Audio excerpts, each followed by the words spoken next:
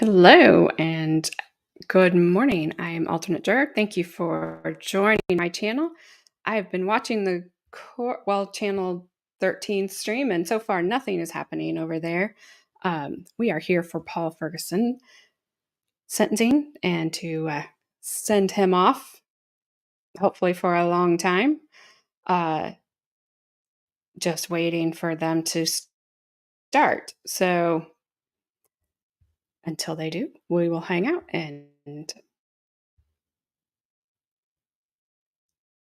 Gabrielle, where's your message? There you are. And whoop, I took you off. Good morning, Gabrielle. I am so glad you are here today and you didn't have to even be sneaky about it. Good morning, Hamilton. Hope you guys had a great weekend. I'm kind of surprised that they kept Paul on the docket like they did because he is set with a bunch of people. He's got 5 ahead of him. Good morning, Roseanne. I hope you are doing well on this Monday. So I'm not sure how this Channel 13 news station, they cover things really weird. Sometimes they're really good, sometimes they're really bad. I'm not sure if they're going to cover the first 5 that are ahead of him or if they're just going to come on when he comes on. I have no idea. So I'm just sitting here watching it. I keep kind of refreshing it just in case it doesn't start. I I started off that way, Gabrielle, and then people changed my mind. So he may think that he's not going to get much time, but I'm with you. I hope he gets a lot of time, and he deserves it. Good morning, Katrina. How you been? We haven't seen you in a while. Hope you are doing well. Thank you for joining us.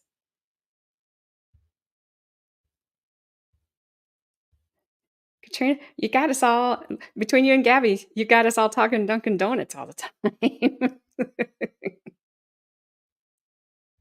So later today, um, her channel is called it's Excited Utterance is the name of her channel. She wound up, I haven't looked at what she was even streaming, but Franklin Tucker and Lauren Janai wound up in her chat somehow, and they're going to be on her stream later today. So 5:30 p.m. Eastern time. So make sure to tune in. And she's really good. She's an Aussie, so she ought to love all of the koalas. And I will try my best to be in her chat, but she asked me to give her a shout out, and so I told her I would. So I think it'll be interesting. I really, really do. I think she'll give a good interview. I think she'll ask the hard questions. All right, we at least have a change in what they're doing. I'll just pull it up here so when it starts, we're here. I've got everything boosted as high as it'll possibly go. I have all my sound turned up as high as it will go. So it should be good. Well, we are glad that you have been doing that, and we are glad you are here, and we're very glad that you were not a witness in that last trial that we just watched because they had witnesses from Dunkin' Donuts. I feel so sorry for those people. All right, so I assume most of you know why we are here, but if you don't, Paul Ferguson is going to be sentenced today for his part in the death of his brother, 15-year-old Timothy, who weighed 69 pounds at the time of his death. And his mother has already been sentenced for it. She was sentenced to life, which she deserves. That and more. Good morning, Miss Bend Over. Bend Dover. Got it. Thank you for joining us. So I started out, I do too, Roseanne. Yes, sorry, I get sidetracked very easily. Um, I had a lot of sympathy for Paul when he testified. Y'all changed my mind. So he, he's he's gross. What else do you say about him? He's sick. He's gross. He does not need to be around children. I don't think he was supposed to be around children. Uh, I don't think he was supposed to be around Timothy. So if that's the case, then you have his mother, who was not supposed to be around Timothy. You have Paul, who was not supposed to be around Timothy. And it really just irritate is not a good word, but the fact that his dad handed him off to these people is, why is he not in trouble? Why is nothing happening to him? Because he should not he he he placed Timothy in a place he knew he wasn't supposed to be because he couldn't handle him. I mean, this poor child, he couldn't be like, there's nothing. How bad could he have been? He you know what I mean? It's horrible. He did, and he didn't because I think he liked it. I think he wanted to participate in it.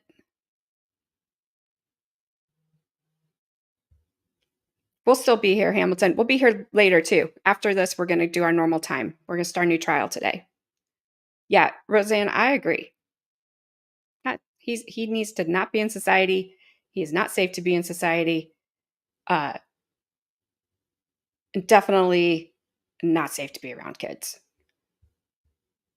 Let me take myself off here and refresh this one more time. Like I said, he's got 4 people ahead of him or 5 people ahead of him.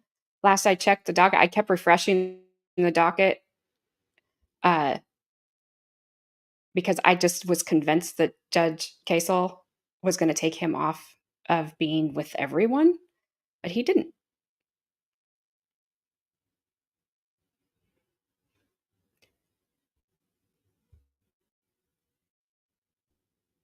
Sorry, I'm reading you guys' comment. Yeah, absolutely, Roseanne, 100%.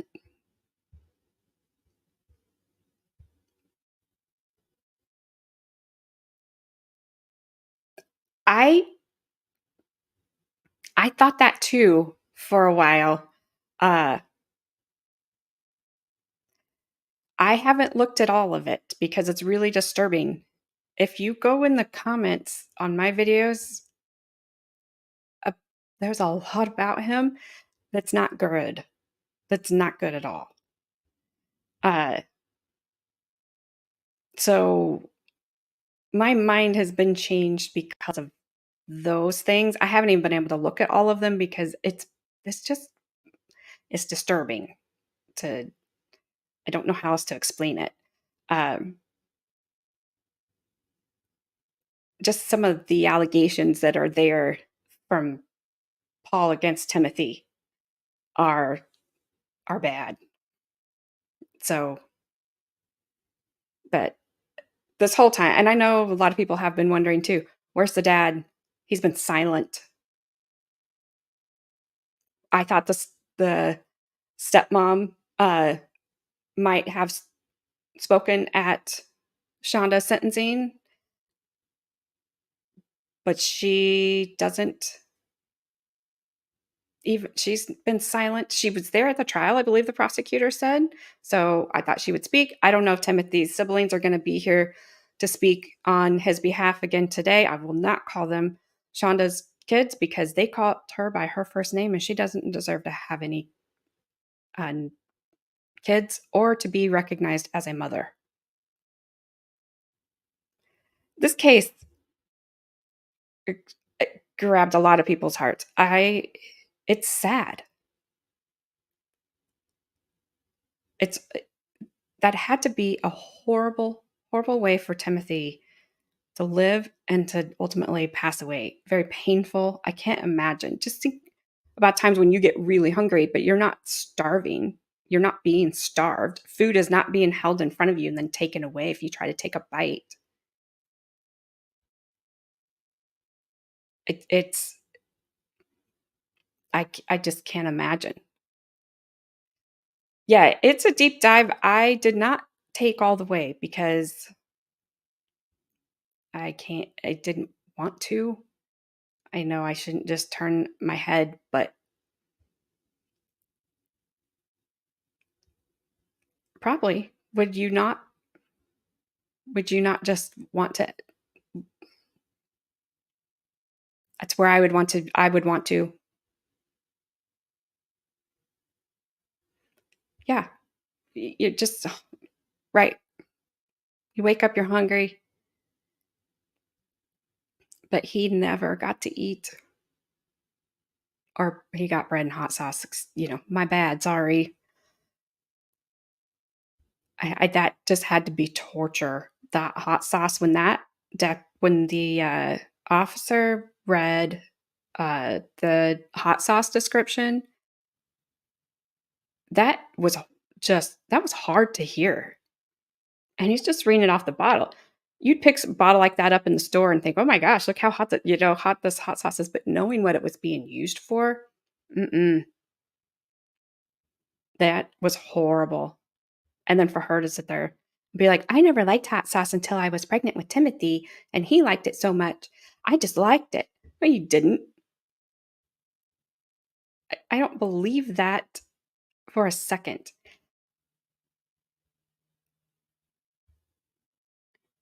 I I can't yes, it had to do damage. It was so hot, there's no way that it didn't. I agree. That's why I hope she gets truckloads of it. She deserves it for every meal, for every day, for the rest of her entire life, which I hope is very long.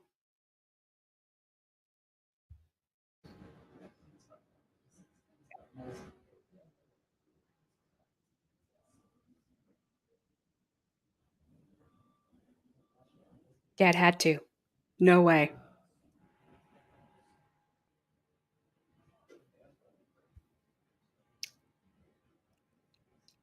That's probably very true, Roseanne. Knowing the people that are supposed to take care of you and nurture you and love you are your torturers. They're your prisoner. They keep you prisoner. All right. You guys, let me know how the sound is because I know in the last one, some people were saying it was too low. Other people were saying it was fine. Nobody said anything during the stream. So I know there's not a lot going on. There's nobody in there, but we can kind of hear a little bit of talking in the courtroom. Um, like I said, I've got everything turned up. I did last time too. So I'm not sure. I don't know the answer to why it was like that. But I just want to make sure everybody's good.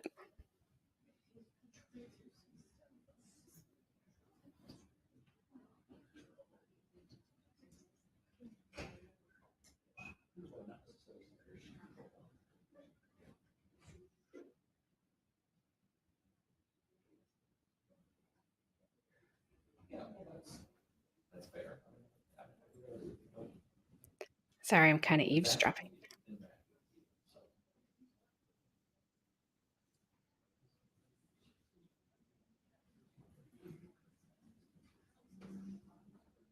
And I just haven't. I just haven't. I went and searched for him. I actually had the channel up and I just couldn't. I just didn't. Not that I couldn't because I could. I just chose not to.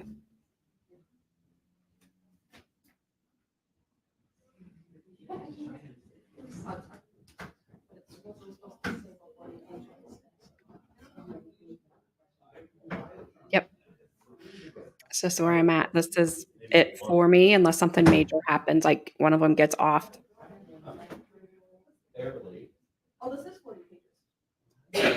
I does anybody know the channel that they were on? I'm not I think I only saw one channel. I don't remember, uh which one it was.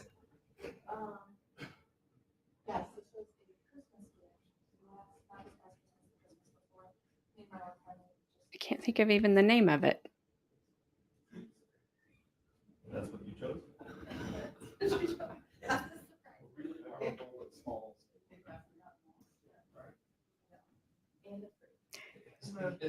Yeah, it's just one YouTuber's page, but I can't remember what the name of it is.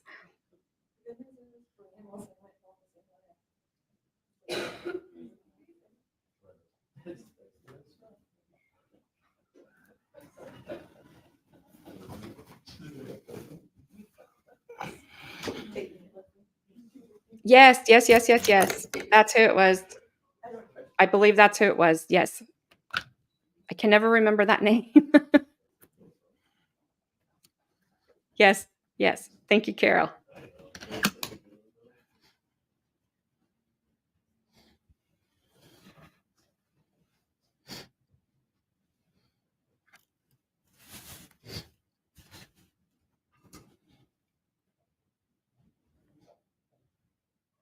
Absolutely. How would he not? There was so much forced into him.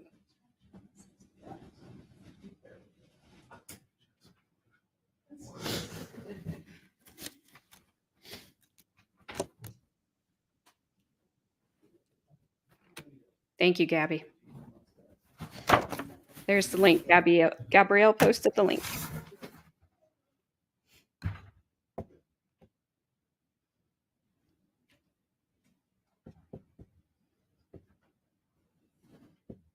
And also, good morning, Carol. Thank you for being here and thank you for joining us. Appreciate it.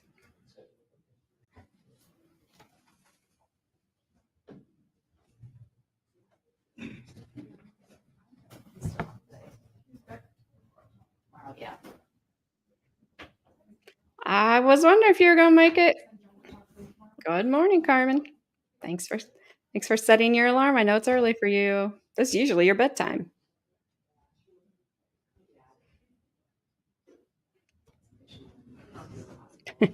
Gabby.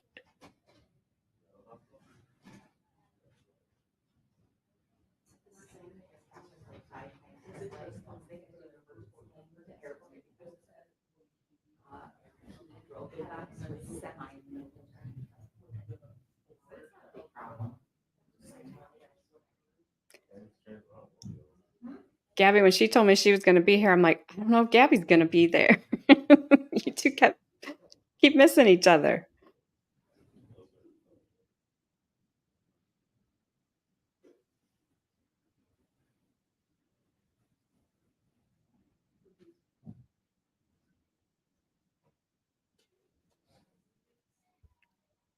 Well, I'm glad you did. What time? What time is it over there? Are you in the afternoon? Are you? I can never keep it straight.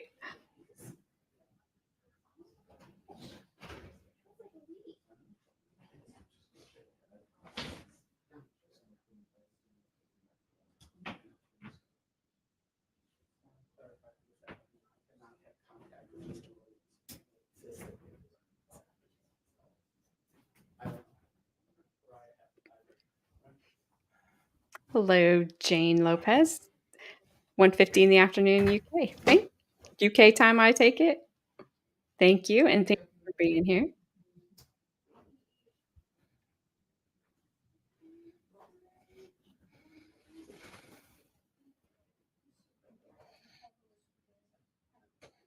I think I was thinking about the judge leaving the day after closing arguments and just going and probably sitting in his car, and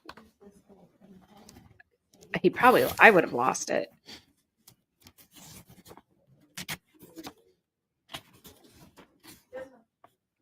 because his face said it all. I mean, he just wanted to go straight to like, here, just give it to the jury. He didn't even want closing arguments.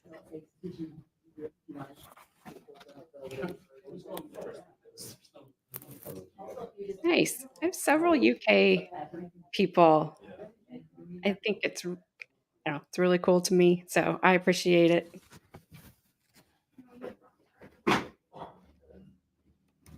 Absolutely.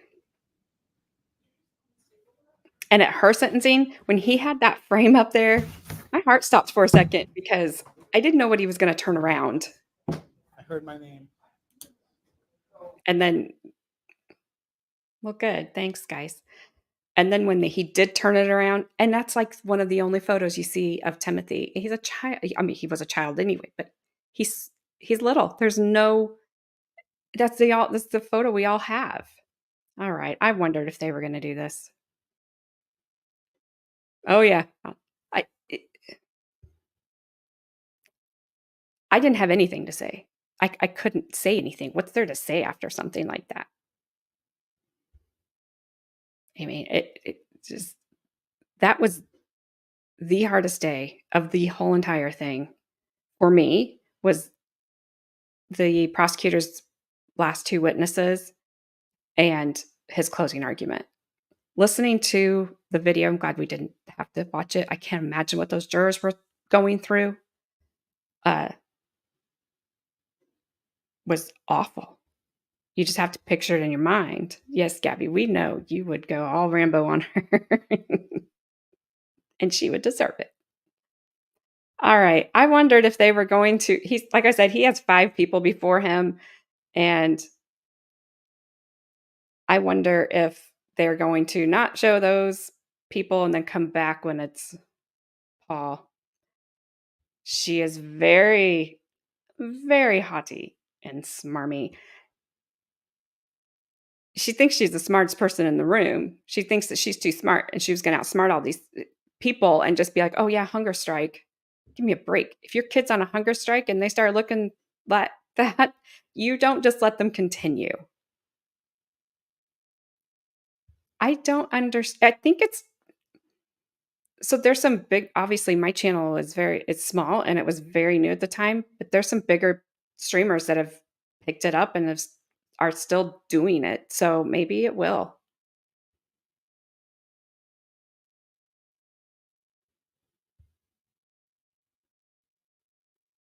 I know those jurors. I hope they all got some counseling, were able to speak to somebody because I what they saw, I'm glad the judge shielded us from it. You did not miss anything, Stormy. Good morning. Um, he has a few people in front of him before he comes out. So I think they cut the feed for those people to go and then him. So we're just kind of sitting here waiting, talking about how horrible these people are.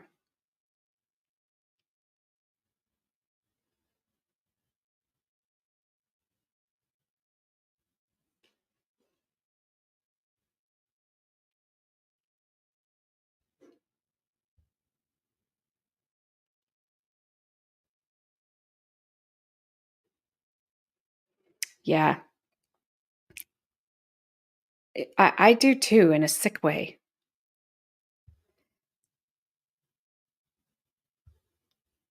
That's crazy. I guarantee you have a lot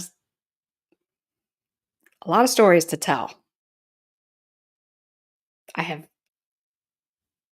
never been a juror. We just I was sent a letter once for jury duty, but I had just left that county, so they were like, "Yeah, you can't be on it." I'm like, "Fine." And the federal prison that's not far from here, they've sent me a questionnaire like 3 times to fill out, and my husband's like, "You're the perfect person for them," and they've never ever called me back. So I'm like, "Whatever, I don't know."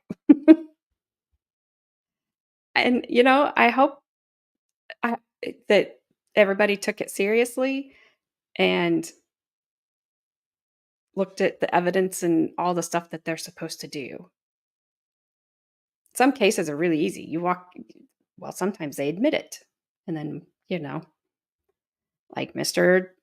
Dorman that we watched the other day. Now he wants that thrown out. And he might get it on that technicality because the officer did not read all of the Miranda rights. All he had to do was read the card. And he didn't.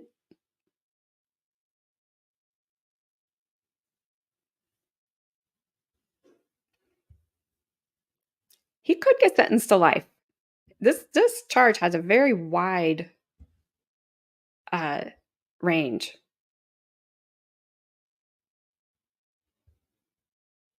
Well, that's almost better. Just, you know, so you know you got it right. Yeah. Yeah. Yep. He knew he screwed up, and that defense attorney called him out on it, as he should have. Good morning, Vinny from Denmark. Awesome. Thank you so much for being here. We're just waiting, I think, for a few people to go ahead of Mr. Ferguson, and then I think they will probably come back to their feed. And I was kind of hoping that we would get to just watch the first 5 instead of just having to sit here and look at that. Yes. And I love watching On Patrol, which used to be Live PD. I was watching it this weekend, and one of the sergeants in Florida, who I love, he's very thorough. He explains everything he's doing, like step by step. He made a comment about, I have to read you something and to somebody, and then he was, getting his card out, and he said, "I don't know why they still make us read this from the card." And I looked at my husband and I said, "Because of people like the officer in Ohio who didn't read it from the card and missed it because he didn't think it was important." You don't get to deem that. Yeah, and he had the card, Carmen. He just didn't do it. He left out the part that he could have a lawyer present when it was being questioned. And I don't that was the one that stood out to me. I don't remember the other part that he left out. But I'm like, yes, that's officer. That's why they make you read it so you don't forget it.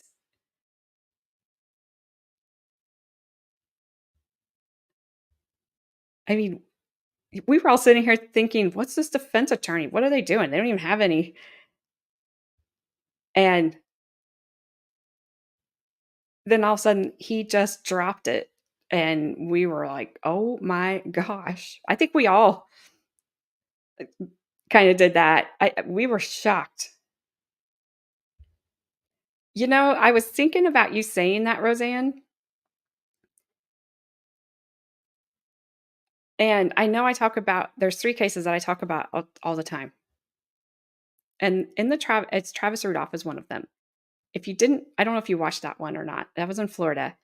The detective in that, she was a young detective. Whoop, you guys are going too fast. On which one, Stormy? I'll have to wait. Uh, she was a young detective. This was a homicide detective. And but even at that, that's no excuse. You've got people's lives in your hand, and oh, we don't have any ruling yet on the hearing. But she told the defense attorney that she could not look for evidence unless she knew evidence was there. I'm like, what? And she kept repeating that. I'm not going to waste taxpayer money. I'm not going to look for evidence unless I know the evidence is there. Like, what does that even mean? She got Detective of the Year after that. So, yeah, that guy's not fired. He probably got a promotion. Thank you, Gabrielle. Yes, please don't forget. I know it's kind of boring right at the moment. I can't control it. So, but yes, please hit the like button. I would appreciate it so much. So, yeah, she she they were trying to put this guy away for life. They, in my opinion and a lot of people's opinions, they charged the wrong people that were involved, and fortunately the jury found him not guilty. But yep, that was her whole thing, because he was, I know. Isn't that crazy? So excited.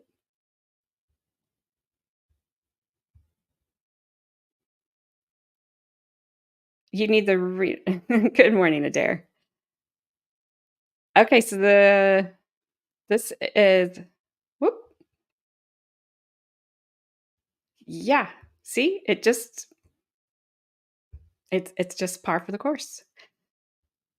Okay, Adair. So this case is out of Michigan.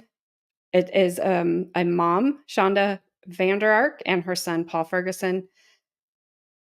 It involves her other son, Timothy, who was 15. Her and Paul basically tortured and starved him to death. He weighed, I believe, 69 pounds when he passed away. Um, she was not supposed to have custody of him. The father had him, told apparently told her, "You either take him or I'm just putting him out." I don't know what the deal was. I don't know. I think he may have been autistic from things that I've read. I think Paul seems a little autistic. They just couldn't handle him, or they didn't want to handle him. But she kept him tortured. She only fed him bread and hot sauce, and we're not talking Franks. We are talking extreme hot sauce. So he would have to eat bread and hot sauce. And she never said if he can keep it down, but I just kind of went on the assumption because if he can eat 3 pieces of bread, wait. And I just came on the assumption that it was if he could keep it down. Then he could have, like, a piece of bread with, oh, here we go, piece of bread with peanut butter on it. But horrible people. Wow, look at that haircut.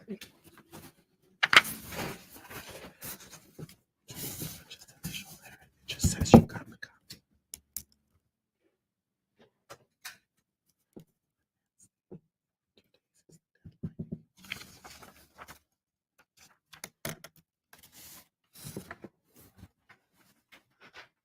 You're welcome, Adair. I hope my sound is good. Somebody, please let me know. Yeah, for you.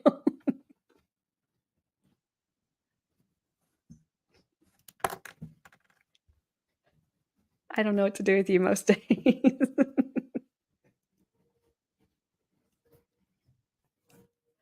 All right. Thank you, Carmen. Yes. And then he was so hungry that Adair, he ate frozen pizza rolls. He ate pancake mix without making pancakes.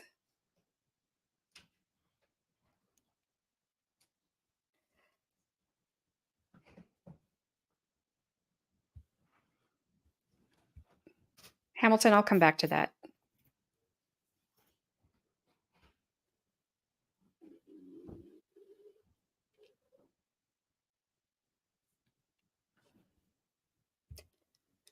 That's my question too. Why he did something he knew he should not have done.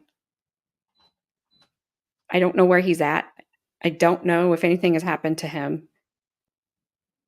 I haven't heard anything has happened to him. He's just been quiet.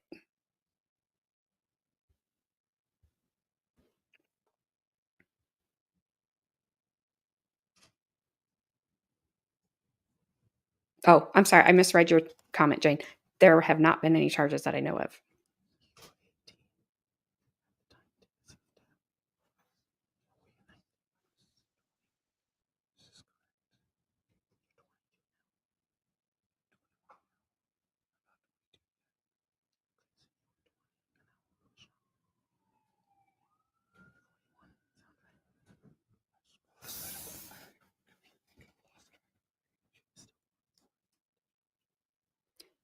They're discussing how old he was at the time of the incident.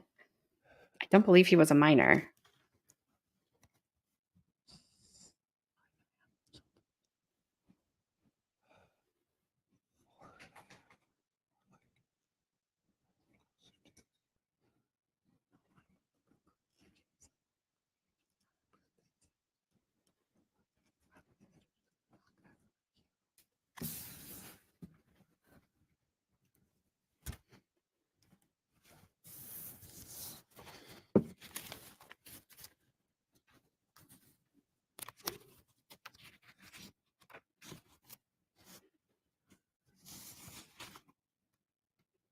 That's awful.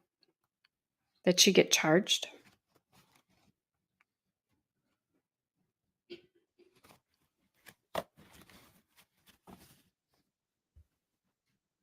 I'm sorry, sorry, Hamilton. Ah, yes, we do, Jane.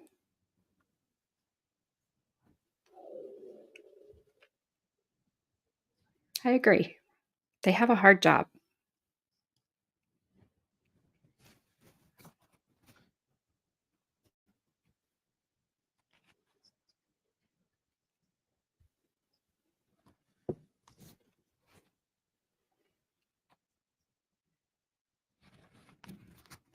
Well, wasn't Paul 19 when this happened? Right? He was not a minor because that guy was asking if he was 17 when this happened. I don't believe he was that young. Oh, well, good for her.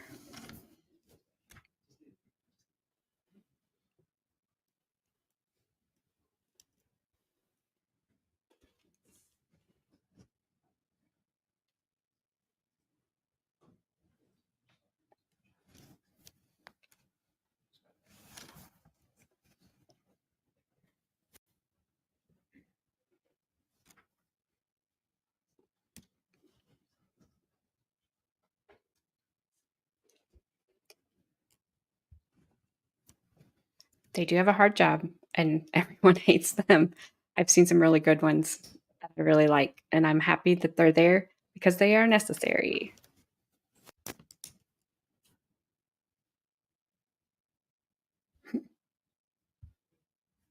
That is very true, Katrina. He was old enough to know right from wrong.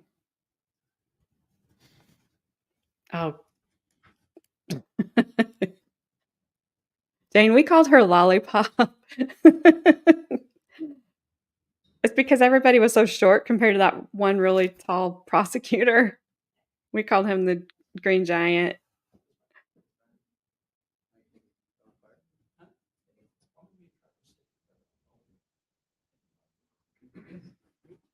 Wow.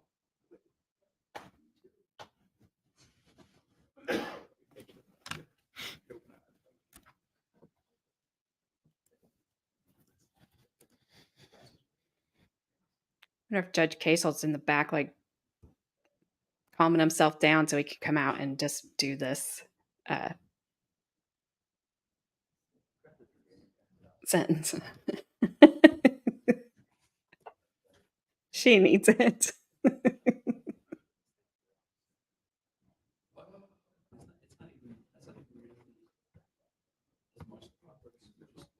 What, Hamilton? You don't want to watch her?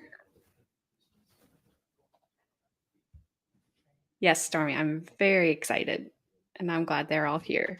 All rise. Here we Come to go. order. 14th Circuit Court, County of Muskegon is now in session. The Honorable Matthew R. Kacel is presiding. And you may be seated.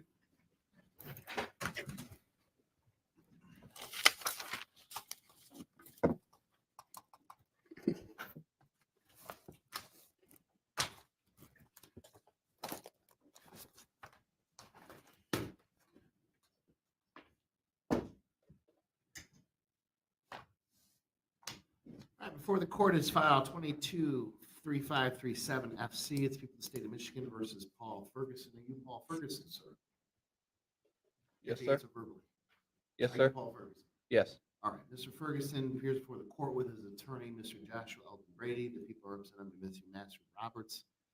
Same time scheduled for a sentencing in this case. Had the people had a chance to read the pre-sentence report and the attached guidelines? We have, Your Honor, we have no corrections to that, although I know the court is in receipt of a letter this morning, as we all are, from Paul's older brother. We have no objection to that being included in the report. I can't boost them. I can't help if they don't talk in the mic. Nolan Ferguson, who was here and present for Shanda Van Aer's sentencing. I can't. I did receive that this morning. I didn't have a chance to read that before I came up. Do you have a copy as well, Mr. I have a copy, yes, Your Honor, and I have no objection to that either. Okay. Also, the court is in receipt of two assessments, psychological assessments. One is from a Thomas D. Shazer, psychiatrist, forensic psychologist from Ann Arbor. It's 25 pages in length. That was submitted by defense counsel at the urging, I will say, of the court, asking for that, so I appreciate that, Mr. Alvin Brady. I also am in receipt of a report from Sami Farhan, a PhD, licensed psychologist. This is a 7-page report. It's a I'll come back to you, Taylor. well, it's also provided by defense counsel. Court has reviewed those in anticipation of sentencing. Mr. Roberts, have you received a copy of those? Yes, I have. And Mr. Alvin Brady, and any objection to the court reviewing those and considering those as sentencing, Mr. Roberts? Mr. Alvin Brady? No objection, but I would ask those be considered as non-public Yeah, exhibits. the court is going to have them scanned into the court file, but they are going to be non-public. They do contain a large amount of what I would consider very personal medical information that I don't think is appropriate to be in the public domain. The court is going to reference certain conclusory conclusions from these reports, but those do not reveal specific medical information. I think it's appropriate, so the court will make these part of the record because it's going to be consider those in sentencing, but again, it's going to be non-public. So, all right. Any additions or corrections you have with the pre-sentence report, Mr. Roberts? Beyond that addition, no. Okay, Mr. Alvin Brady, have you had an opportunity to review the pre-sentence report and the attached guidelines? Yes, I have no additions or corrections. I would also note, as we're on the topic of letters, I submitted a letter from Stephen and Martha Vander Ark. Those are Mr. Ferguson's. I believe those would be step-grandparents, the current placement of his younger half-brother, G. They had Yes. intended to be here in support this morning, but were ill this weekend. Okay, yeah, I have also considered that too. Did you receive a copy of that as well, Mr. Roberts? I did. Okay, I've read that too.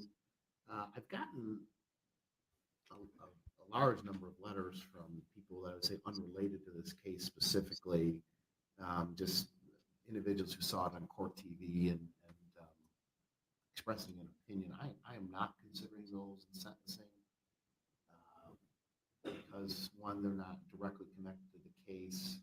And I do appreciate the comments from individuals, but I think it's important we limit the record to the people who actually have something to do with this case or connected with the victim. So unless there's an objection to that, I've read them, but I'm not using it as a consideration. So any objection to that, Mr. Roberts? Okay. Mr. Alvin Brady? I would note, not having seen copies of those, I can't comment on the specific letter, but no issue with that. Your Honor. Yeah, I mean, there's just random people who saw it on TV. And I just don't think it's appropriate for the court to take that into consideration for sentencing purposes. I don't think that's fair to Mr. Ferguson. So, anyway.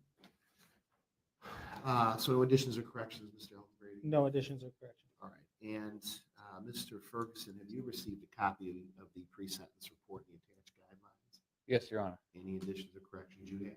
No, Your Honor. And have you had an ample opportunity to discuss the contents of that report with your attorney? Yes, Your Honor. All right. Mr. Roberts, do we have any victim representative who wishes to make a statement today? We do not, Your Honor. Okay. Any comments regarding sentencing? Yes, Your Honor, thank you. As I've said to the court before, this is, as it relates to Paul, this is one of the most difficult cases I think I've ever had to deal with, not just from the standpoint of how difficult the subject matter was here, the tragic death of Timothy and the circumstances surrounding it, but just with Paul himself, and I'm not saying anything today, but really this, I have told Paul in multiple meetings that we've had in leading up to the trial and his cooperation here, that I view him as favorable in that he was willing to help us and to testify against his mother, which I'm sure was very difficult for him to do under the circumstances, but that I was also angry, just frankly angry and shocked and appalled at his treatment of Timothy, because he was, for all intents and purposes, the enforcer arm of this two-person, the two people most directly responsible for Timothy's death, that he was the one that would deal out most of the punishments that were directed by Ms. Vander Ark, and certainly she's received the appropriate sentence for her role in this as well. So I had mixed emotions about Paul, even up to and including the time that he testified in this trial, and those frankly continue. One of the things that we discussed at the time of the plea was giving Mr. Alvin Brady an opportunity to get the evaluations, which we now have, in an effort to hopefully demonstrate in some regard why Paul did these things. Was Was it a psychological condition? Was there some manipulation taking place? And quite frankly, I think just as my feeling is there's good and bad with Paul, I think both of these assessments reflect the same thing. What is absolutely clear from both of these assessments is that whatever upbringing Paul had from his mother and frankly from his father as well, led to him being how he is today. And that was a childhood that I think both reports indicate was marked with abuse and neglect, very traumatic upbringing, moved around a lot. And what also rings through in these assessments is that nobody did anything to get Paul any help when it could have made a difference. I So can't, that I have, is, in some I can't do anything respects, that's the about it. good part of this, because it does seek to at least explain in some regard why Paul behaved the way that he did. But there's bad in here as well. And I'm sure the court will note this, but the one sentence that struck me in Dr. Shazer's report There we go. is that it says, in my opinion, Paul Ferguson was predisposed to abuse his brother independent of his mother's presence and active influence in his life. That's frankly scary. And there's other scary parts of this as well that indicate that Paul was, at least in some respect, predisposed to being essentially a bully. And that's how you could view his behavior, is that he was a bully. Now, nobody, I think, would expect any bully to take it to the extreme of actually killing a person, although certainly it does happen, but nobody would expect that was an intentional outcome that Paul sought here. And we can't lose sight of the fact that Paul didn't become this way in a vacuum, that his upbringing in some respects led to him being predisposed, as this report indicates, and I think the other report references as well, that he was predisposed to already doing some of these things. Frankly, I think that Ms. Vander Ark took advantage of that and used Paul because she saw an opportunity to have Paul to do the horrible things that she couldn't do herself or wouldn't do herself, but be done at her direction. And Paul was unfortunately willing to go along with those things because of everything that had happened to him, because of his traumatic upbringing and because of the conditions that he did have that led to that. So it's hard to balance these things out. Certainly, we did not have this report at the time that Paul pled.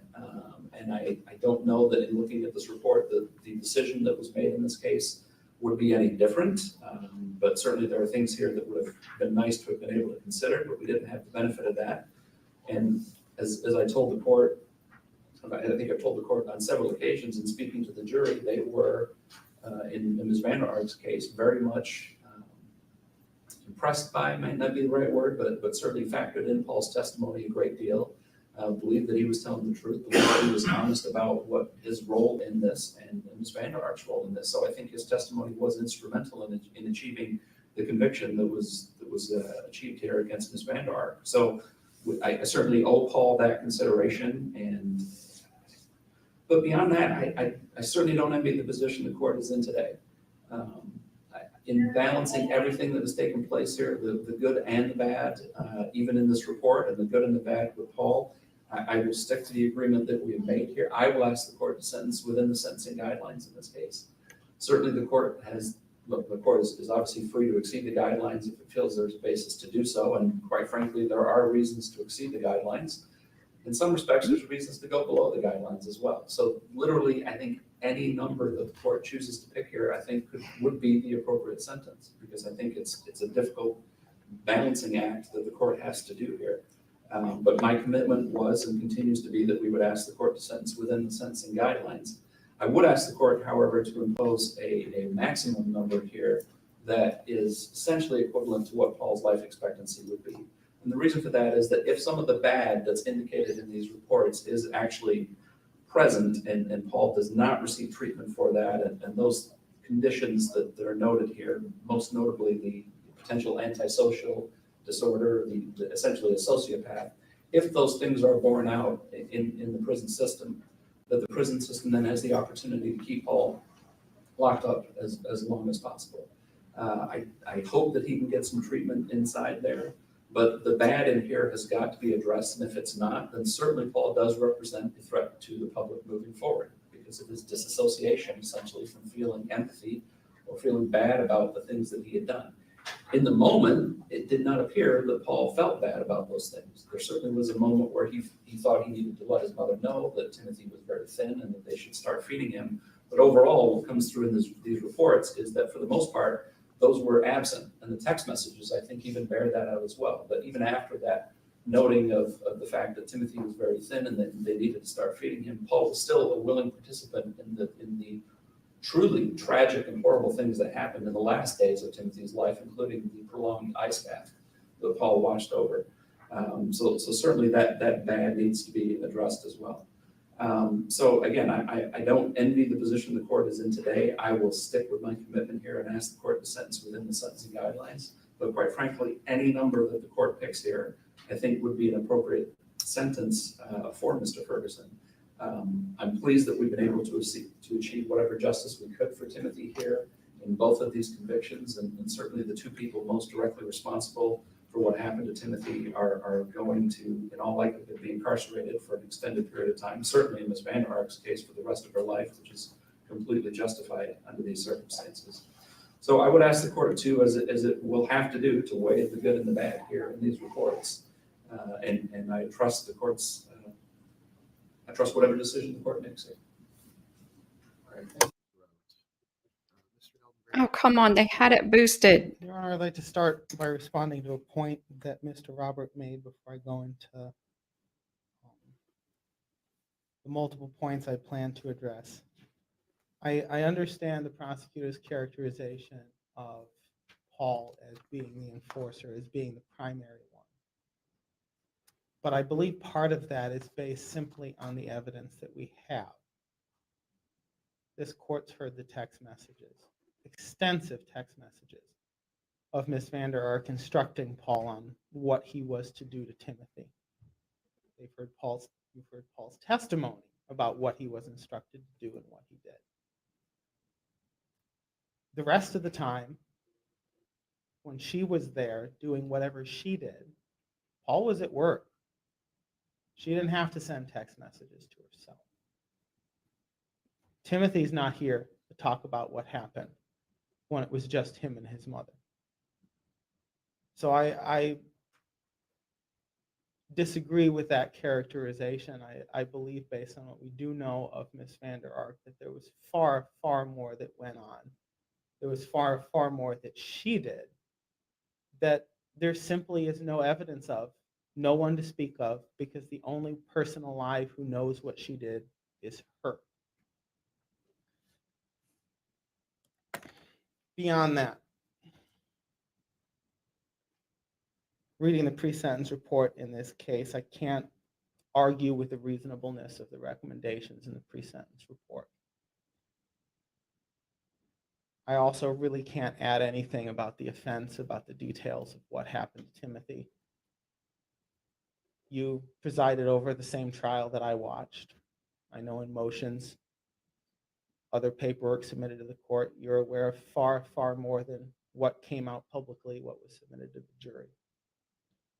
But I'd ask the court to consider, I think there's 5 fronts on which Paul should be evaluated very differently than where his mother is.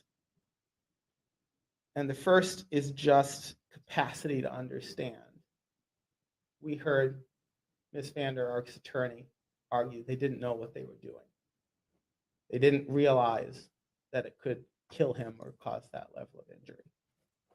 And I don't have to come to a conclusion. I don't have to say I think that's right or that's wrong to understand that a 41-year-old law school graduate who was, by her own boasting, at the top of her class, passed the bar with flying colors, who would have been an attorney, well, academically was qualified to be an attorney. We never got an answer why she wasn't. And who worked for the court, both from a legal front, from a moral front, from an intellectual front, had far, far more capacity to understand what she was doing and the potential consequences of what she was doing than her son, who was a 20-year-old high school graduate who worked as a dishwasher. There's simply no comparison in capacity, in life experience, in an ability to understand and recognize what was happening. Second, well, we recognize for purposes of the child abuse statute, for purposes of Paul's plea, the law may not distinguish between a parent and another person over the age of 18 who's placed in charge of a child. We all know a mother has a very different role than a sibling. We all know that there's a certain level of rivalry, a certain level of competition that we expect between siblings, which is very different than the care that we expect from parents. Third, I'll come back to the text messages. It was very clear Paul was the follower and his mother was the leader in this case. Listening to over an hour of text messages read during her trial, there's pieces missing. We don't get the whole story because she talked to him on camera, or she talked to him on the phone, or she talked to him in person. But what is very clear from those text messages is there is not a single time that Paul gives an instruction. Every single time an instruction is given, you need to do this, it is given by her. Fourth, and Mr. Roberts has addressed this regarding Paul's cooperation. Once the gravity of what happened sank in, I believe from the reports that was a day or so after, Paul has shown remorse. He's shown confusion over how he could have done this and recognition that it was wrong. He's testified honestly. He's fully cooperated in many areas in ways that were not of clear benefit to him. His mother did none of these things. She took the stand and lied, redirected. It's not my fault. I didn't do anything wrong.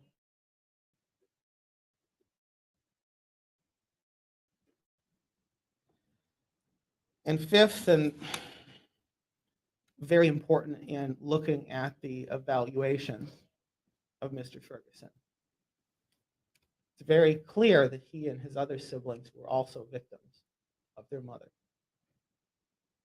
CPS involvement going back to when they were in elementary school, back when Timothy was 18 months old. A third grade teacher who said Paul and Nolan are secretive about what happens at home.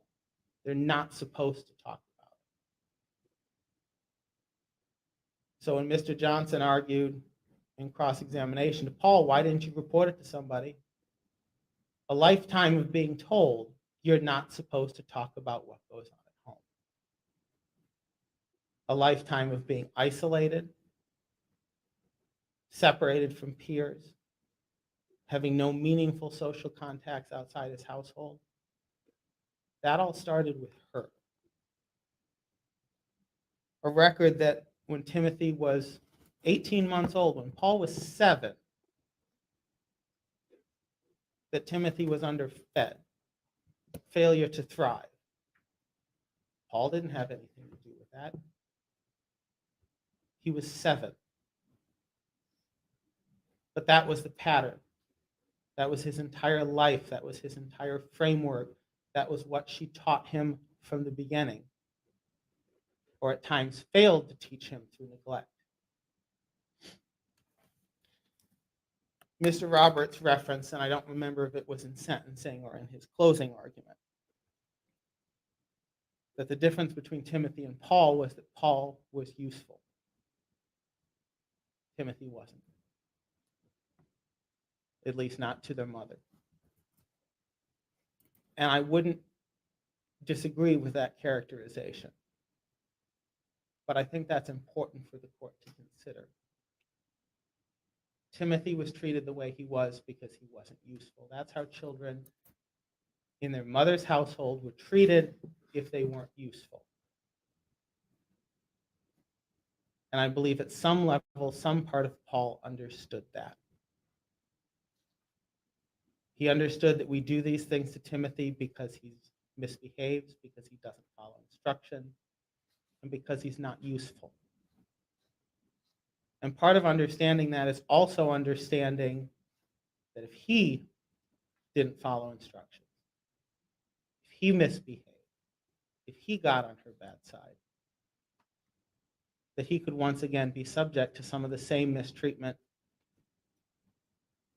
On the neglect front, I don't think any of them ever ceased to be subject to that mistreatment.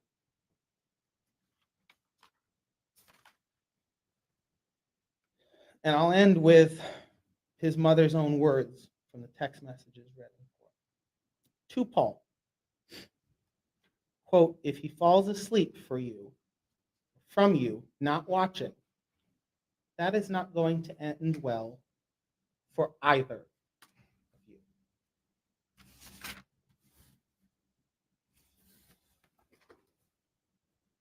Thank you.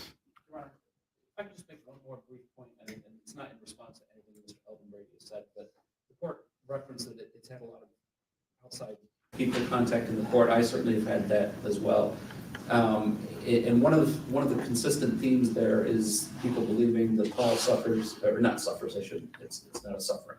That Paul is on the autism spectrum. I think it's important to note that in both of these evaluations, that's not borne out.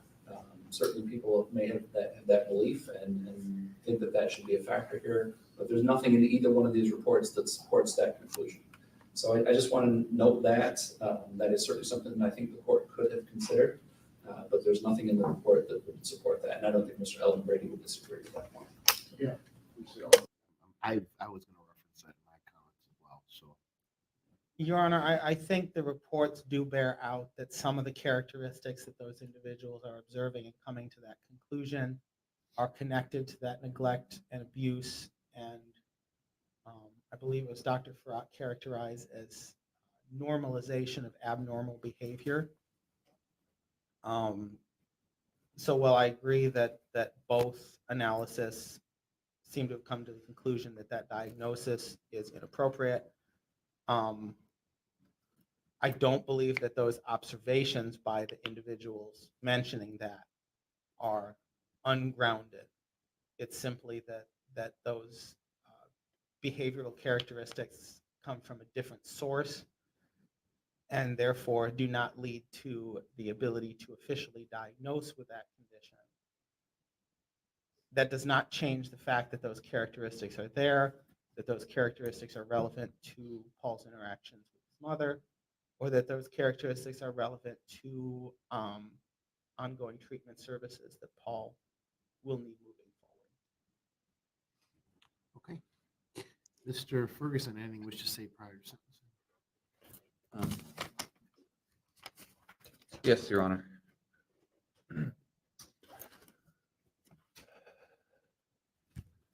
What reasons could justify my actions? I could make up 1,000 and never believe one. What words could voice my regrets? I can think of millions, yet never feel it's enough. If I could do it all again and do it right, I would. I feel I will pay for my choices and yet never feel better because he's still gone. I have had time to think during my time in Muskegon County Jail, and I've realized many things about myself that I might never have considered otherwise. My problems and flaws, to put it simply, are the place to begin correction of self. I asked the judge for nothing more than mercy and fairness, to offer me compassion so I might learn from him. I only hope to better myself in the coming days and serve my time with what little honor I have left, and to make right my faults in search of a better tomorrow.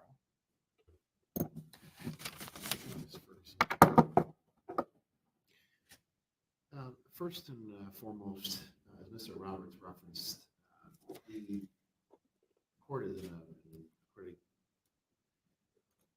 in a difficult position. This particular case, I think a lot of individuals saw Mr. Ferguson testify, and I think there was concerns about intellectual potential disabilities, and the court was concerned with that as well. there was also a concern whether Mr.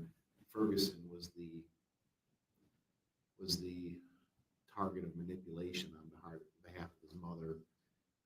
And the reports that were submitted to the court really did help me a lot in trying to parse those issues out. The report specifically by Dr. Shazer is very in-depth and very well done. And I thank him for doing such a detailed analysis. So the first concern of the court was whether or not Mr. Ferguson was suffering from some sort of intellectual disability, whether it be autism or something else. And there's a couple references to that throughout his Dr. Shazer's report. And specifically, the first reference that the court had highlighted was on page 2 of the report's first full paragraph, and it says, in my opinion, he, referring to Mr. Ferguson, was clearly either psychotic or suffering from symptoms of a mood disorder at the time of the court interview. And he was apparently functioning within at least the normal range of intellectual ability at this time. Thus, in my opinion, he does not suffer from a chronic psychotic disorder, a chronic mood disorder, or an intellectual disability. There's another reference more to the end of the report where he indicates, thus, his referring to Mr. Ferguson, his educational history is inconsistent with him suffering from intellectual deficits, and as noted above, he was apparently functioning within at least the normal range of intellectual ability at the time of the court interview. In my opinion, the defendant clearly does not suffer from an intellectual disability. So the court, that was helpful in the court because as in some of the letters that I received as well, Mr. Roberts indicated that there was concern that Mr. Ferguson was autistic. And I think probably more toward that was easier to maybe manipulate him and that kind of thing. And certainly the court does take someone's intellectual capacity into consideration. I think it's important to understand the full situation. So the court, and although those are two small portions of the opinion that the court referenced, they're borne out by much more in detail history in Dr. Shazer's report. Specifically, Dr. Shazer analyzed every statement that the defendant gave to the police. He also watched the testimony of Mr. Ferguson, interviewed him himself. He also looked through his history from the Oklahoma Department of Health and Human Services. He looked through his history from school records, from various psychological assessments that were conducted throughout his life based on the reports. So I think that opinion is well grounded in not only his interview, his review of educational records, his review of mental health records, and everything else, Health West records currently from when he was assessed when he became in Muskegon County Jail. So the court finds that to be quite persuasive in terms of whether or not Mr. Ferguson is suffering from any intellectual disability. And the court concludes based on this report, well-written report, well-grounded in fact and history of the defendant, that he was not suffering from an intellectual disability currently or at the time of this offense. The second thing is whether or not Mr. Ferguson was somehow manipulated or coerced by his mother. I think all of us would like to believe that this is a product of manipulation, that this is simply somebody doing something that they were told to do, that they were afraid. Mr. Alvin Brady mentioned it in his allocution regarding the specific text messages. Well, those specific text messages I heard as well at the trial. Shortly after the trial concluded, I asked the prosecutor's office for a complete copy of every single text messages that would occur between Ms. Vanderark and Mr. Ferguson, because I didn't want just the snippets, the kind of highlights, or the real juicy stuff, for lack of a better term. I wanted to understand completely what the conversation was between these individuals. I read every single text message, every one of them. I think there's thousands in there, and I've read it 3 times now, 3 times in total. I read it 2 months ago, I read it a month ago, and I read it last week Friday. The entire afternoon was spent reading through these things. And I think it's clear to me that Mr. Ferguson, although he says that he was scared of his mother, or there's an allegation of that standpoint, I find that just the opposite to be true based on those text messages. There is some mention about punishment, but I think Mr. Ferguson, in my opinion, being submissive, for lack of a better term, to his mother was a result that he really had nowhere else to go. He had been kicked out from his father's house for failing to obey his father's rules and for other things. And he went to his mother's house, and I don't think Mr. Ferguson really had anywhere else to go. I think he was sort of beholden to his mother in terms of, well, there's going to be consequences. Although there are some text messages, 1 or 2 of those that bear that out, this strikes me in the text messages as more of a collaborative effort. In fact, there's some text messages where Ms. Vander Ark actually tells Mr. Ferguson that if Ms. Timothy does not behave, essentially, I'm going to leave him to you, as in that he's going to let the dog out and just log off the chain. And Mr. Ferguson also several times essentially tells his mother things that are going on that are bad. And I think it's because he wants his mother to give him the permission to go ahead and engage in punishment. So in terms of whether or not his mother, he was somehow afraid of his mother, I don't think that to be the case. Now, that was my initial feeling about it, and what I took it as, and that's why I wanted the assessment regarding whether or not he was being manipulated. And luckily, we did get one from the second one I referenced, which was from Dr. Farhat, which is specific. I think he was asked to assess this particular question, and in the beginning of his assessment, he says that specifically, I was asked to assess whether Mr. Ferguson possessed a psychological disorder of traits that would render him significantly susceptible to manipulation, coercion, or suggestibility. After conducting the evaluation, I could not substantiate these traits as they pertain to the commission of the offense. As such, this report will instead explain the nature of the evaluation and my overall opinions regarding Mr. Ferguson's psychological functioning.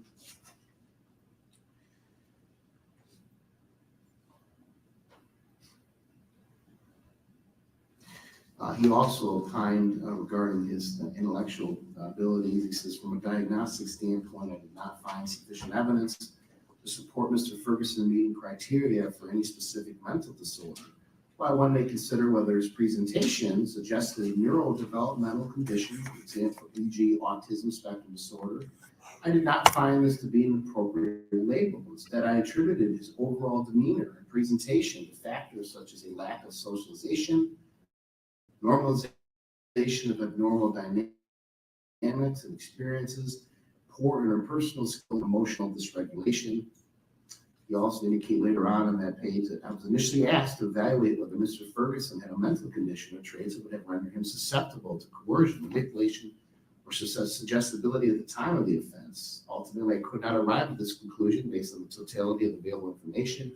Available evidence noted that he was capable of appreciating the abuse towards his brother, that he was capable of recognizing the detrimental impact it had, and that he at times disobeyed Ms. Vander Ark and tried to provide his brother with aid and support. Furthermore, despite reporting that he was under Ms. Vander Ark's, quote, psychological hold, he adamantly denied that he was coerced or manipulated into enforcing the abuse. Additionally, he recognized to some degree pleasure in having power and control over his younger brother.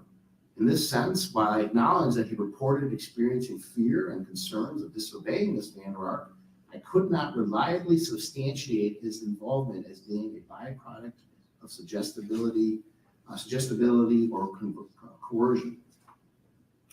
So what this court is left to conclude is that Mr. Ferguson, the way I look at this is that Mr. Ferguson in these reports, and a lot of these, throughout the report, there's talk about how Mr. Ferguson bullied his brother when he was younger.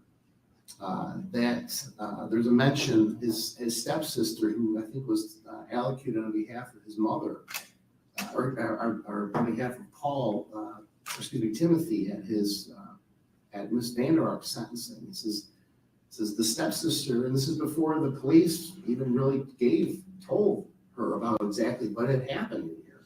It says the stepsister reportedly told the police that, quote, she doesn't know how involved Paul was in this situation, but he is the biggest bully she has ever met in her life, and he found genuine joy in tormenting Timothy whenever possible.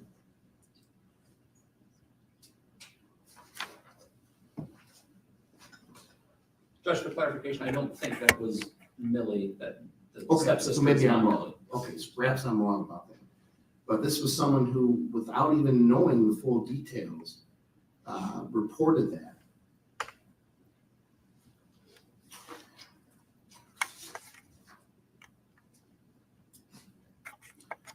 In one of the interviews, Mr. Ferguson indicated that he liked getting praised by Shanda and admitted he liked having control over Timothy. He reportedly admitted having power over somebody feels good. Later in the interview, I asked him whether he had felt ashamed at the time when he was abusing his brother, and he said, quote, no, he had not. I asked whether he had recognized his action as morally wrong at the time, and he again said, quote, no, he had not. He then volunteered that on one occasion, quote, I sent her a photo of how thin he was, and when I asked why he did this, he explained that I was worried. When asked when he was worried about Mr. Ferguson, Ferguson replied that he had been concerned for his house, observing that he was nothing but bones. I asked him whether he had, at the moment, thought that this abusive behavior was wrong, and he replied that, quote, that thought never even crossed my mind. Wow.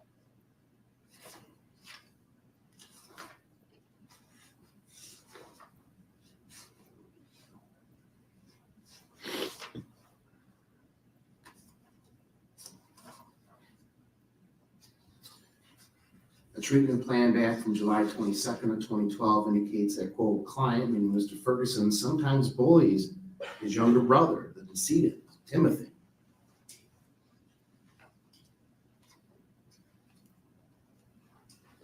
The report also mentions cruelty to animals, stealing, abuse. His mother at the time, back in 2018, told staff at the clinic he's become bossy, telling his siblings what to do. For Mr. Ferguson's part, reportedly, when commenting about his being irritable, he admits that this is due to his younger siblings not listening.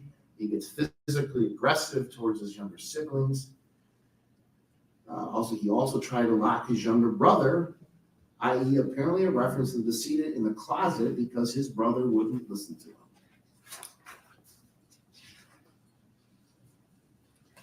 So the court read this and certainly looks at this as someone who is predisposed, I think was the ultimate conclusion, predisposed to abuse his brother, specifically the victim in this case, in a history of doing that. Now, I have no doubt in my mind that Mr. Ferguson is a result of years and years and years of physical neglect and abuse on behalf of his mother. No doubt in my mind that's borne out in this report.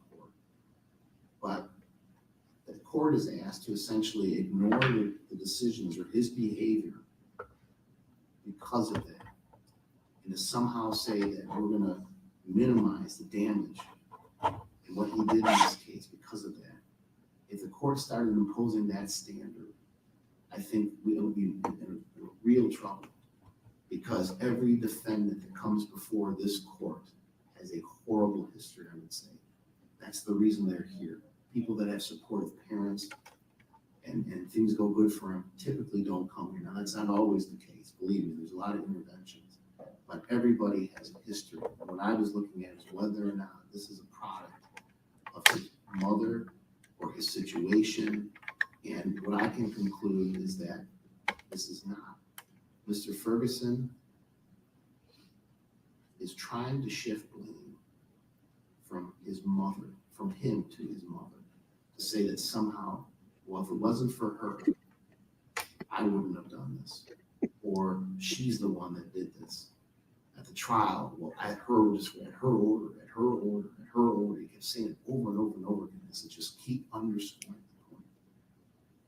the point. And if that had been an isolated incident, if that had been one or two of these things, if that had been a punishment that he administered, maybe the court could accept that. But we have an individual who was in a household for 6 months, intentionally himself engaging in torture of another person. And he doesn't, is well, I'm worried about my mom's going to say, clearly it's not borne out in these reports. He had the ability to disobey his mom. In fact, he was on the stand and almost boasted that, well, I gave him extra food. Well, weren't you worried about how your mom was going to be upset? I still gave him extra food. So what that tells me is that this has been a careful, manipulated story by Mr. Ferguson from the very beginning of this thing, that he's going to put the blame on his mom. I'm going to be manipulated. I have Asperger's. I have autism.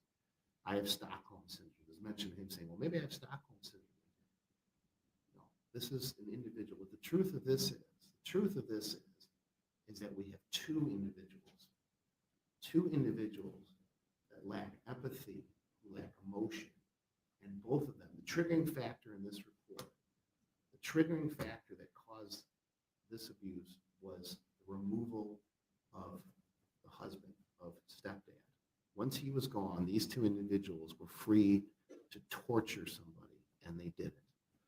That's what they did. And I think Ms. Vander Ark did use Mr. Ferguson. I think that she knew from his history that he was predisposed to torment Timothy. I think that she knew that he would have no problem doing that. Mr. Ferguson walked through that door and was happy to be the enforcer, was happy to do it, and continued to torture his brother over and over and over and over until he was a shell of a person, until he was dead, died from starvation, died from hypothermia. He had no fat on him, barely any muscle on him. And the whole time, just letting it happen.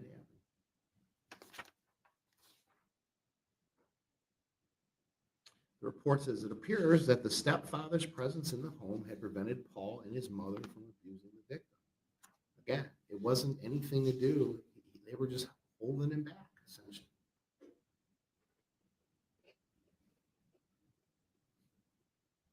The overall opinion, which I think is important, is, in my opinion, although the defendant's participation in the abuse was in a part a function of his social milieu and living situation, these contextual factors were not a necessary condition for his participation.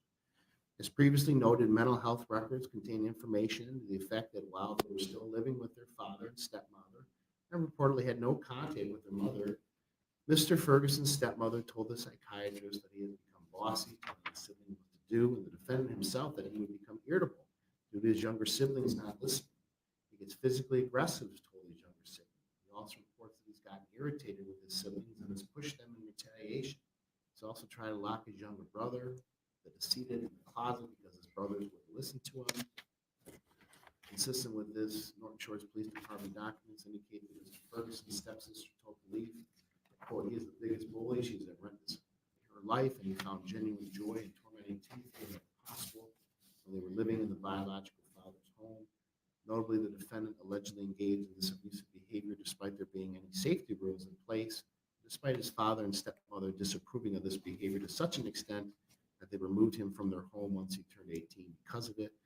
In my opinion, Paul Ferguson was predisposed to abuse his brother independent of his mother's present and active influence in his life. Nonetheless, in my opinion, Mr. Ferguson's involvement in repeated acts of abuse that amounted to physical and psychological torture over a period of months reflects a general lack of empathy for his brother and a lack of remorse for his actions. Concludes that, in my opinion, there is no reason believe that Mr. Ferguson's conduct disorder has remitted, or that his participation in the abuse of his brother was not an expression of a persistent pattern of antisocial conduct. The court is concerned that Mr. Ferguson will not get the help he needs in prison. I think he's one step away from becoming a psychopath like his mother. And the court is concerned that he represents a danger to the public. That if released, he would represent a significant danger to the public. The charge here is child abuse. And I don't think this charge or the sentencing guidelines take into adequate consideration of the long sustained torture in this case. As I indicated in Ms. Vander Ark's testimony, there was a long period of months of various punishments, including bread with hot sauce. There's hot sauce that apparently contains 2 of the hottest peppers that we have in the world. Wall sits for an individual who practically had no muscle left, running up and down stairs, cleaning out a garage with no pants on, sleep deprivation in itself, putting alarms on him so he couldn't move or sleep, making him puke up food.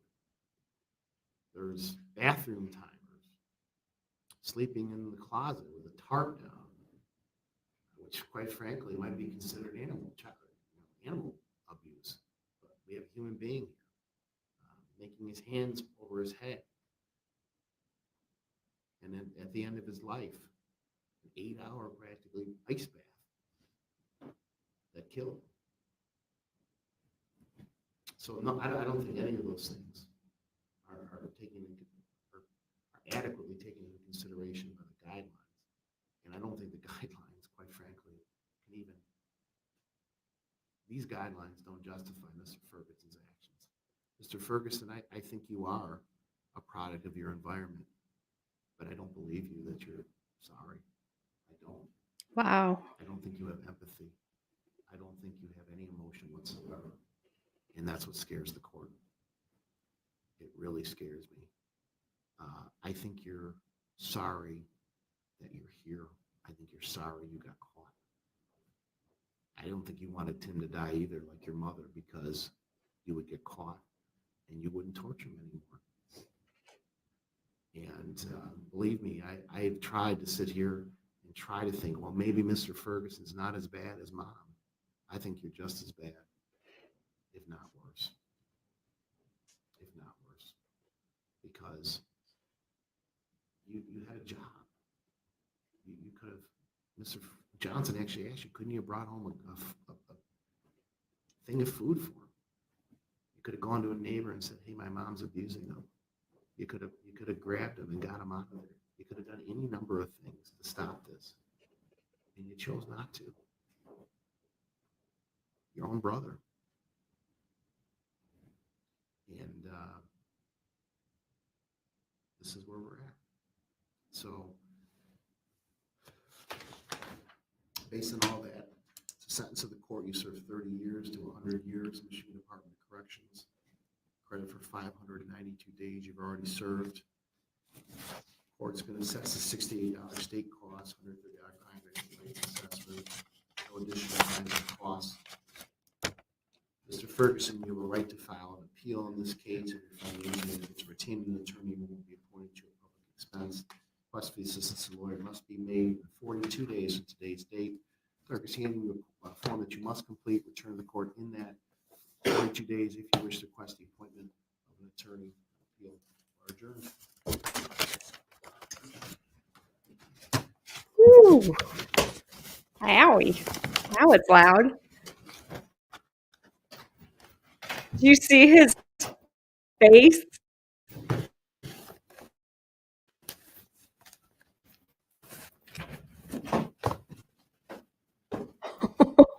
Oh, now I freeze. Good.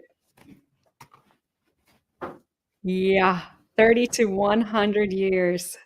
Did you see his face? He was shocked. Yeah. I felt sorry for him until people started posting in the comments about the stuff he had done, and then I didn't feel sorry for him anymore. He was a a bully to Timothy was the least of it. Oh, yeah. His face. He was not expecting that. Yeah, definitely. I was gonna go back and Taylor, I don't know if you are still here or not. I was with you that I felt bad for him until all the stuff started coming out, and then everything that the judge just said just solidified that, uh, yeah, he is really close to, like the judge just said, becoming a, sociopath and probably a serial unaliver. Uh, yeah, yes, please. I feel bad. I hate asking, especially on a thing like this, but please hit the like button. Uh, I would appreciate it. I am sorry that the audio was horrible. I have zero control over it. I had it up as high as I could. The cameraman kept trying to boost it. They were not using their mics or they had them very low.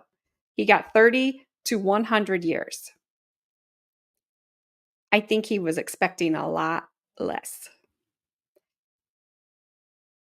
And I, yes, I was wondering when he said, I don't think you're going to get the help in prison that you need, or I don't think you're going to get the help you need. If he meant prison or if he just meant in general, like if I let you out and that he was going to sentence him to like an institution. You're welcome. And I'm like, again, I'm so sorry. Well, sorry that the audio sucks. I, that's on their end. And I did as much as I could. But thank you for being here. I think he was not going to have to do much.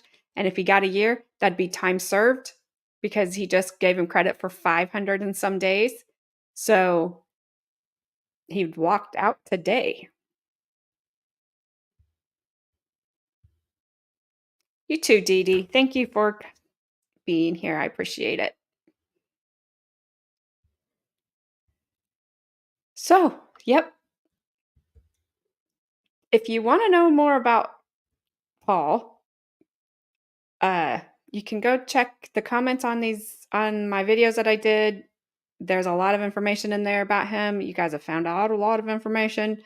There is a link up here somewhere. Let's see if I can find it to the channel that has the jail calls. I should have started, and that's my fault. I haven't listened to them, but I know a lot of you guys have. It's between Paul, not between Paul and Shanda. It's Shanda's. It's Paul's. You guys have to tell me who they're talking to. Gabby, can you post that link one more time if you still have it? Even if it was 5 years, he would be close to he wouldn't get out today, but he would at least be getting out. So he's 22, 21, 22 now. So even 50 would be too soon for him, in my opinion. From everything that the judge just read, even though I know it's hard to hear, uh, that was a lot. Paul was a lot. Thank you for being here, Jane. I appreciate it. Okay, there's a link in the chat. That link will take you to the YouTube channel that has the jail calls on it. And he talked to Nolan, which is brother, dad, and stepmom.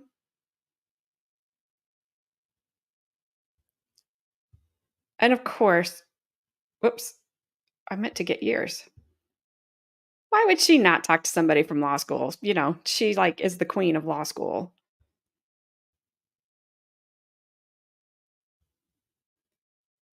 I do too. I like this judge. I like this prosecutor. I heard, I don't know if it was a prosecutor that said that that defense attorney that he had was a good defense attorney. I have no idea. He fought for Paul like the only way he could. What else are you going to say? The judge shut that down when he said, I read all the text messages repeatedly. That was it. He saw stuff we didn't see, and we saw enough. So, yeah, I I had sympathy for him. I do not any longer, and I really don't after listening to the judge today. So, I will say this. Thank you all so much for being here. This is the last chapter for me in this saga. Uh, unless something major happens, like one of them gets unalived, then I will gladly cover that because, things I can't say.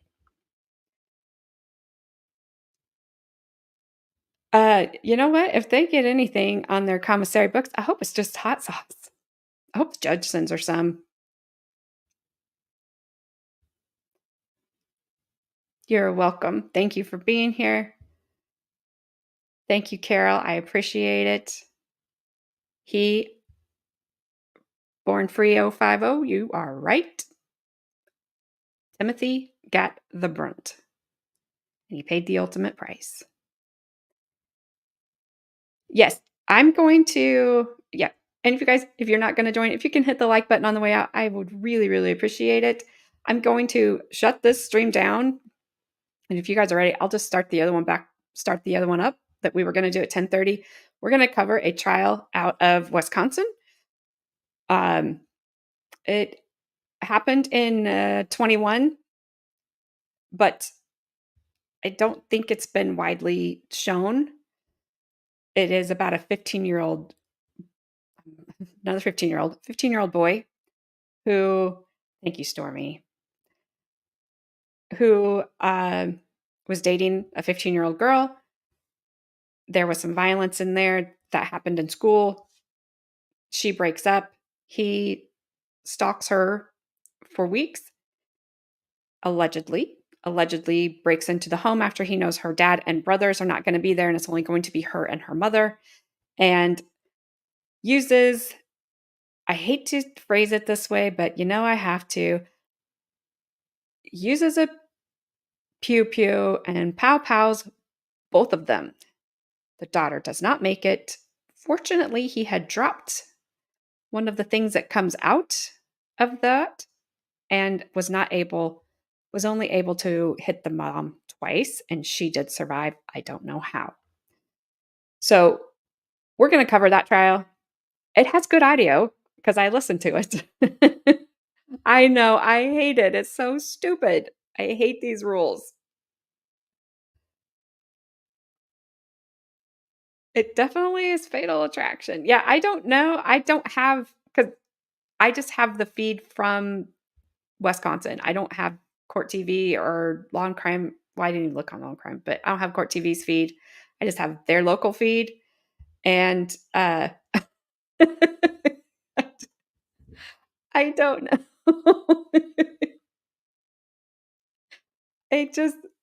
I'm sorry. We have just tried to get around the rules the best we can. Well, not get around the rules. I didn't mean that, YouTube. We are not trying to get around any rules.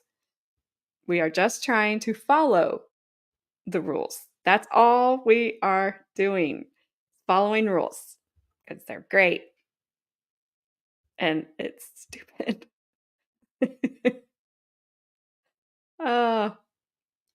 Just, yeah. Okay.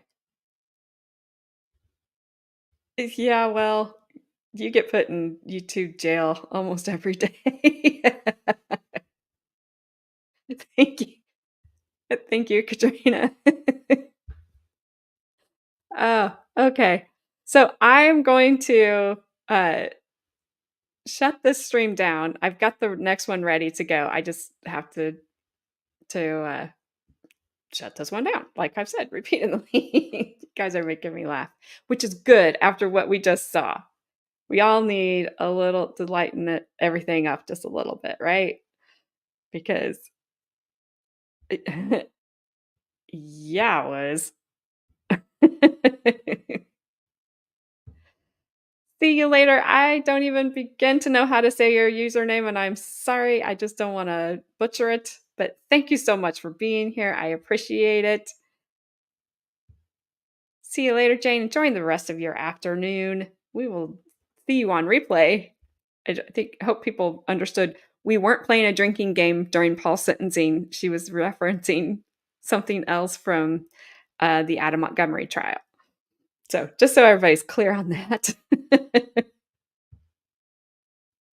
That'll work. I can call you Bon. Perfect. All right, you guys. If you haven't, again, please hit the like button, subscribe button, all that fun stuff. I will see you all in just a second, and I'll be right back.